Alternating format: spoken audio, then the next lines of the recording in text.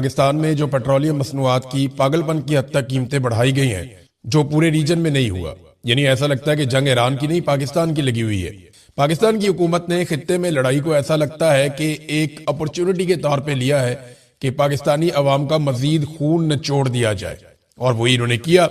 मिसाल के तौर पे इस वक्त जो तेल की असल कीमत है वो 158 रुपए है। शहबाज शरीफ अपने दौर में जब अपोजिशन में थे तो इमरान खान साहब के दौर में एक फार्मूला बताते थे कि सारे टैक्सेस खत्म करके अवाम को रिलीफ दिया जाए, और 70 से 80 रुपए लीटर पेट्रोल वो ये कहते थे कि बेचा जाए। उस वक्त आलमी मंडी में पेट्रोल की कीमत लगभग $120 के आसपास थी, और आज आलमी मंडी में पेट्रोल की कीमत $90 के आसपास है। यानी पहले से बहुत कम है, बहुत कम है। और अभी कुछ अर्सा पहले तक तो $60-65 थी, तो तब भी ये बहुत महंगा बेच रहे थे। तो ये बेच रहे हैं 336 रुपए का डीजल बेच रहे हैं 1 लीटर। असल कीमत जो है वो 158 रुपए है। बाकी जितना पैसा है लगभग $225 रुपया वो हुकूमत टैक्स ले रही है पेट्रोलियम मसनूआत के ऊपर। ये जो पेट्रोल पाकिस्तान में मौजूद है और जो इस वक्त बेचा जा रहा है और आइंदा चंद दिनों तक बेचा जाएगा, ये पेट्रोल पाकिस्तान ने बहुत कम कीमत पे हासिल किया है। इस पेट्रोल को महंगा नहीं बेचना चाहिए था। इसके ऊपर जो मुनाफाखोर मुनाफा कमाएंगे और हुकूमत के हवारी इससे जो पैसा बनाएंगे माफियाज, वो 113 अरब है। यानी अवाम को 113 अरब का चूना इन्होंने रातों रात लगा दिया। पहले पेट्रोल बेचना बंद कर दिया, पेट्रोल पंप बंद कर दिए, फिर हुकूमत ने एकदम से कीमत को 55 रुपए बढ़ा दिया। और अब जब अवाम ने अच्छी खासी इनकी क्लास ले ली है, इनके सारे पुराने बयानात निकाल कर अवाम दिखा रही है। कई हमारे ऐसे दानिश्वर हैं, कई ऐसे हमारे जर्नलिस्ट हैं, तजियाकार हैं, बहुत सारे टाउट्स हैं। ये वो लोग हैं जो नून लीग के हमायती हैं, पीपल्स पार्टी के हमायती हैं। इमरान खान के दौर में पेट्रोल की कीमत 2 रुपए या 3 रुपए बढ़ती थी ना, तो ये तत्ते तवे पे बैठ जाते थे। ये इतने बेचारे परेशान हो जाते थे कि इनकी छलांगे ही खत्म नहीं होती थी। ये नाच नाच के घुंघरू तोड़ देते थे कि जनाब पेट्रोल 2 रुपए महंगा हो गया, अवाम की कमर टूट गई।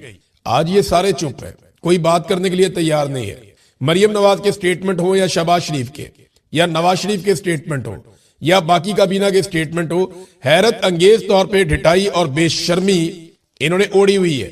पंजाब में जो झूठ बोलने की मिनिस्टर है, वो झूठ बोलने के लिए एक मशीन है पंजाब में जिसको मिनिस्टर बनाया हुआ। कभी वो कहती है कि जहाज जो है वो कोई एयरलाइन बन रही है, कभी वो कहती है कि 800 रुपए का सूट आ गया है। वो लोग निकालते हैं, उसके ऊपर वेबसाइट्स के ऊपर चेक करते हैं तो वो तो लाखों रुपए की चीजें पहनती है, टिकटॉकर जो वजीर आला है।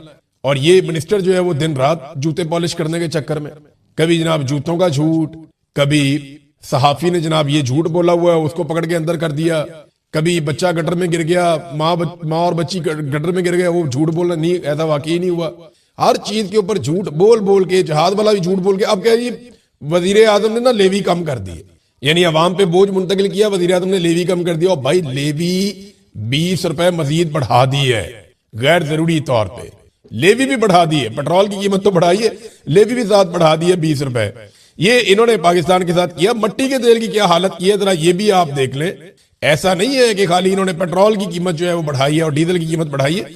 जो सबसे बड़ी डकैती मारी है वो तो मट्टी के तेल में सीधा सीधा 130 रुपए फी लीटर का इजाफा कर दिया इन्होंने।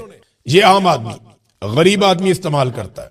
ये वो पाकिस्तानी मट्टी का तेल इस्तेमाल करते हैं जिनके घर में गैस नहीं आती। गैस तो आती है ना अशराफिया के घरों में, गैस तो आती है बड़े बड़े शहरों में, गैस तो आती है जहां पे हुक्मरान क्लास रहती है। ये जो गरीब बेचारे गांव देहातों में रहने वाले लोग हैं वो तो मट्टी के तेल पे गुजारा करते हैं। तो मट्टी के तेल जो गरीब आदमी का फ्यूल है और उसके घर के किचन में काम आता है, मट्टी के तेल के ऊपर सीधा सीधा 130 रुपए फी लीटर इजाफा कर दिया इन्होंने। ये पाकिस्तान के साथ कर रहे हैं। ये जरा एक तस्वीर देखें नाज़रीन, ये तस्वीर जो है ना ये सारी कहानी आपको बता रही है। एक तरफ इमरान खान का फोटो है, एक तरफ शहबाज शरीफ का फोटो है, और शहबाज शरीफ की जगह आसिम मुनीर साहब का फोटो होना चाहिए था, साथ जनरल बाजवा का होना चाहिए था, क्योंकि इक्तदार में तो ये लोग हैं, ये तो बेचारे अर्दली हैं। चले फिर भी एक तरफ इमरान खान और एक तरफ शहबाज शरीफ। इमरान खान के दौर में आलमी मार्केट में $120 फी बैरल से महंगा पेट्रोल था, जिसे इमरान खान 150 रुपए फी लीटर बेच रहा था, ये लिखा हुआ है। जबकि शहबाज शरीफ के दौर में $80 फी बैरल पेट्रोल है, जिसे शहबाज शरीफ 321 रुपए, वैसे 322 ही बनता है राउंड फिगर करें तो, 321 रुपए फी लीटर बेच रहा है। देखें कितना फर्क है दोनों में। और ये तस्वीर पूरी कहानी सुना रही। अब इन्होंने ना तवज्जो हटाने के लिए एक नया काम डाल दिया। तवज्जो हटाने के लिए करते क्या है कि कोई ना कोई केस खोल के कोई ना कोई डाइवर्जन डाल देते हैं।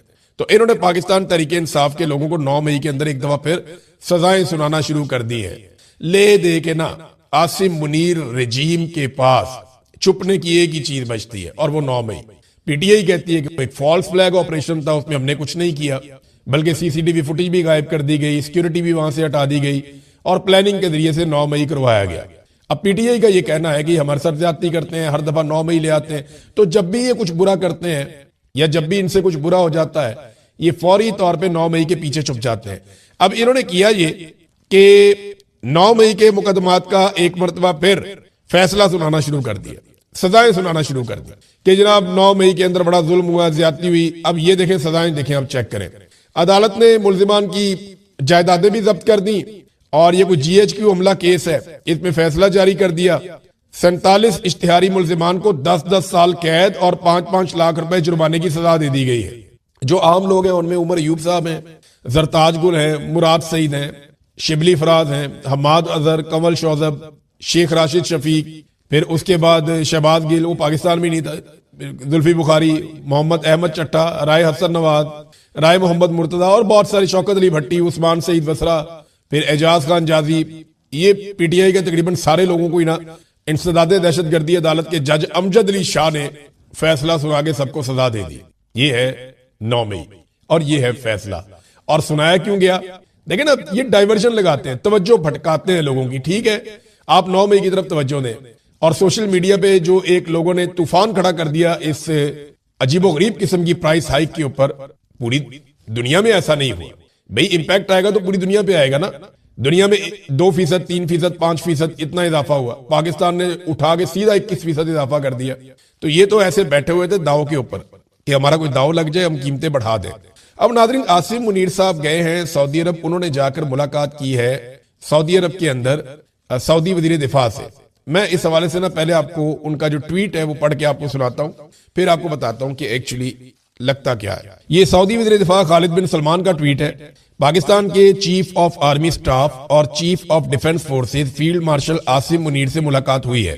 हमने मुमलिकत सऊदी अरब पर ईरानी हमलों और अपने मुश्तरका स्ट्रेटेजिक दिफाई मुआहदे के फ्रेमवर्क के तहत उन्हें रोकने के लिए जरूरी इकदाम पर तबादला ख्याल किया है। हमने इस बात पर जोर दिया है कि इसी तरह के इकदाम इलाकाई सलामती और इस्तेहकाम को नुकसान पहुंचाते हैं और इस उम्मीद का इजहार किया है कि ईरानी फरीक दानिशमंदी का मुजाहरा करेगा और गलत फहमी से गुरेज करेगा, यानी कोई मिस कैलकुलेशन नहीं करेगा, कोई मिस एडवेंचर टाइप नहीं करेगा।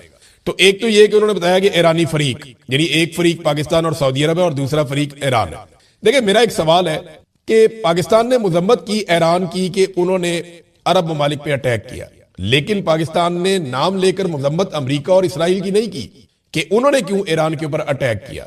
सऊदी अरब के अंदर अमरीकी अड्डे पर अगर ईरान अटैक करता है तो पाकिस्तान के आर्मी चीफ वहां जाते हैं और जाके यकजहती करते हैं, लेकिन अमेरिका और इसराइल ईरान के अंदर जारहियत करते हैं तो आर्मी चीफ वहां जाके किसी किस्म का इजहार यकजहती नहीं करते।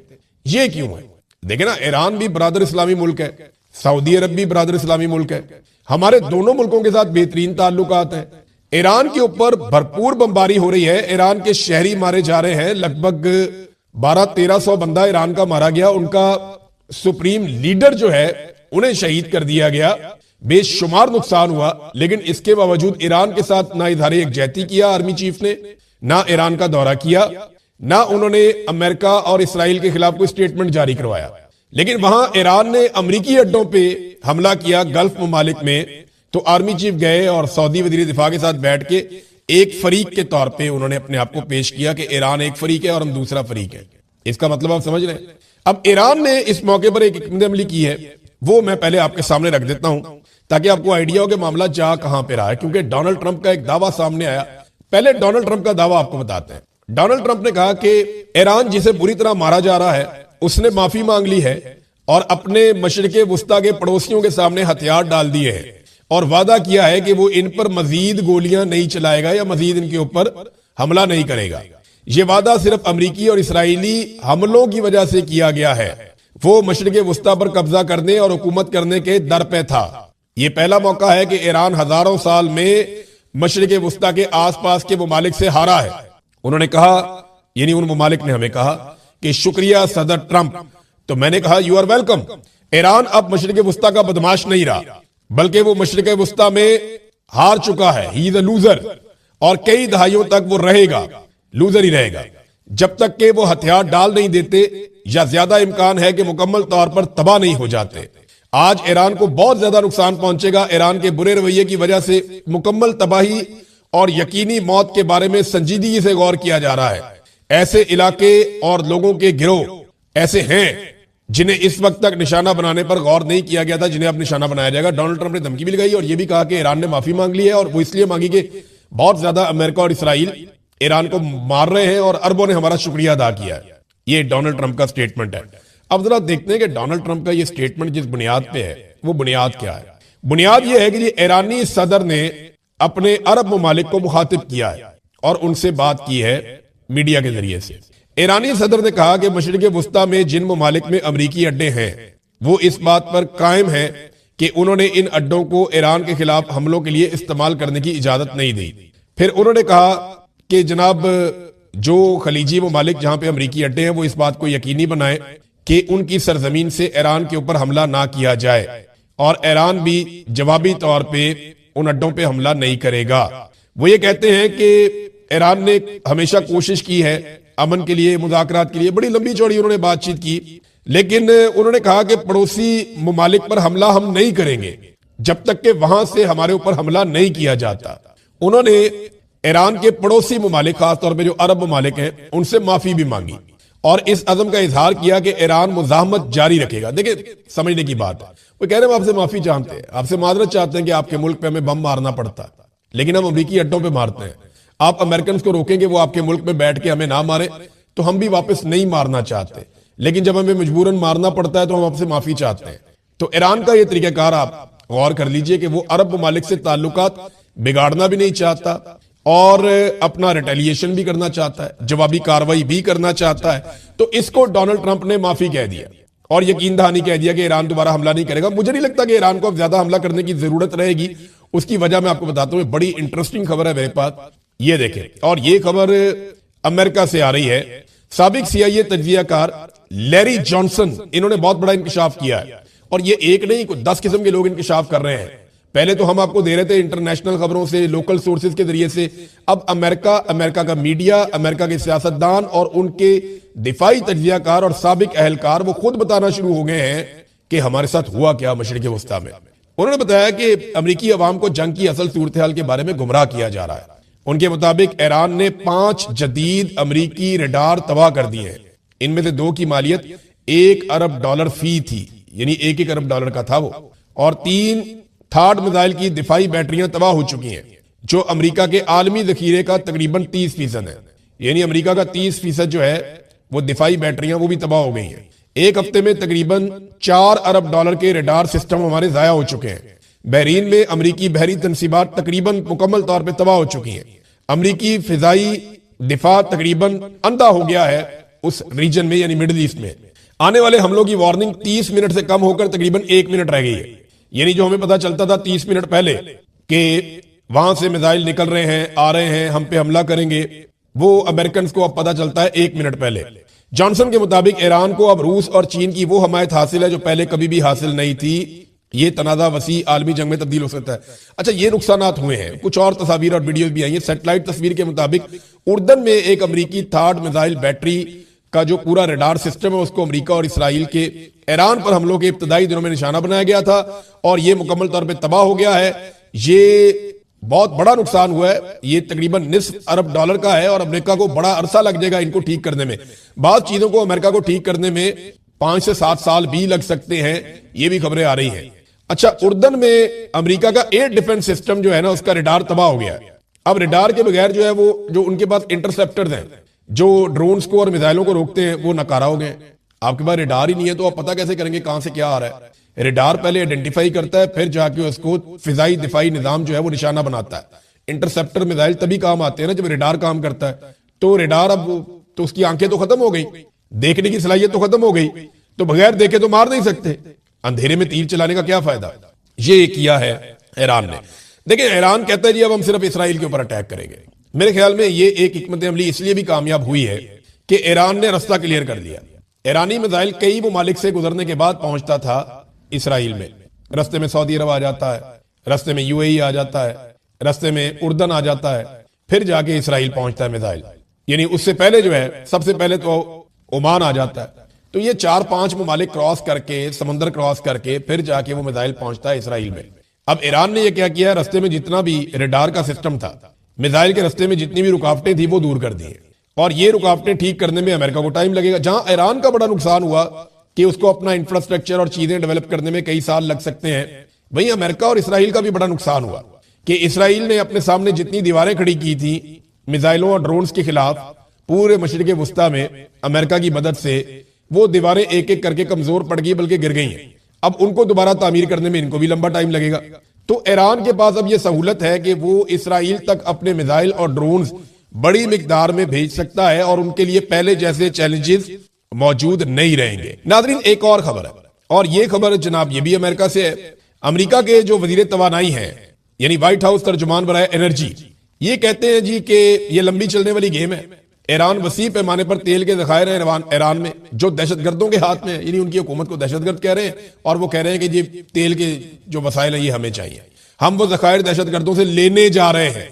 जब हम ईरान का सारा तेल हासिल कर लेंगे तो फिर हमारे लिए आबनाए हरमज में और ये रुकावट और तेल का बहरान कोई मसला नहीं रहेगा। देख ले, वेनेजुएला ये गए तेल के लिए, इराक में गए तेल के लिए। अभी इराक से जितनी कंपनियां भाग रही हैं सारी अमेरिकन कंपनियां जो तेल निकाल रही हैं इराक से। इस लड़ाई में अभी बहुत सारे लोग इराक से निकले हैं ना, तो जो अमेरिकन निकले हैं वो सारे तेल का कारोबार कर रहे हैं। तो इराक से भी ये तेल निकालते हैं, कुवैत के साथ भी इनका इश्तराक है, सऊदी अरब के साथ भी इश्तराक है, वेनेजुएला में यही लोग तेल निकालते हैं, कंट्रोल कर लिया सारा का सारा। अब इसी तरह ईरान का तेल भी काबू करना चाहते हैं।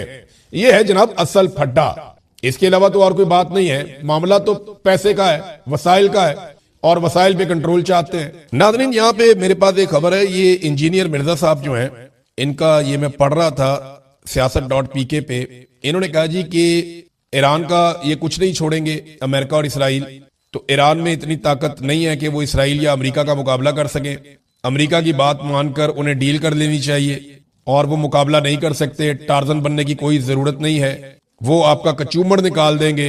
ये स्टेटमेंट जो है वो इंजीनियर मोहम्मद अली मिर्जा साहब ने दिया। सारी जिंदगी हमें वाकया करबला पढ़ाया है इन्होंने, और हमें सारी जिंदगी बताया कि आपको डटना चाहिए, जालिम के खिलाफ, जारहियत के खिलाफ खड़े होना चाहिए, जुल्म को जुल्म कहना चाहिए। लेकिन ईरान को वो मशवरा दे रहे हैं। अच्छा, मैं ना देख रहा था कुछ मौलवी जो सरकारी नौयत के मौलवी है ना, या जिनके पाकिस्तान की मिलिट्री एस्टेब्लिशमेंट से जिन मौलवियों के अच्छे ताल्लुकात हैं, या जो उनके पैरोल पे हैं, या जो उनके साथ मिलने जुलने में काफी कंफर्टेबल रहते हैं, वो मौलवी ईरान से ज्यादा अमरीकी बयानियां फैला रहे हैं। वो मौलवी इस वक्त अमरीका को पसंद कर रहे हैं, ईरान को पसंद नहीं कर रहे, क्योंकि पाकिस्तान की एस्टेब्लिशमेंट भी यही कर रही है। अच्छा, एक चीज मैं ज्यादा ज्यादा आपको बताऊं कि चाइना ना कभी भी क्रेडिट हासिल नहीं करता, वो सिर्फ अपना टारगेट अचीव करता है। रशिया का जरा अलग है, उनको पहलवानी का शौक है, पहले सुपर पावर भी रहे इसीलिए। लेकिन चाइना रिजल्ट लेता है, क्रेडिट नहीं लेता। चाइना ने बहुत मदद की है, और ये आपको आने वाले वक्त में पता चलेगा। चाइना और रशिया ने एग्जैक्टली बहुत मदद की है। रशिया ने तो बहुत सारी मदद मिसाइलों में, चीजों में वो की है, लेकिन जितनी एक्यूरेसी के साथ ये टारगेट अचीव किए हैं ईरान ने मुख्तलिफ एरियाज में, वो चाइना की और रशिया की मदद के बगैर मुमकिन नहीं था।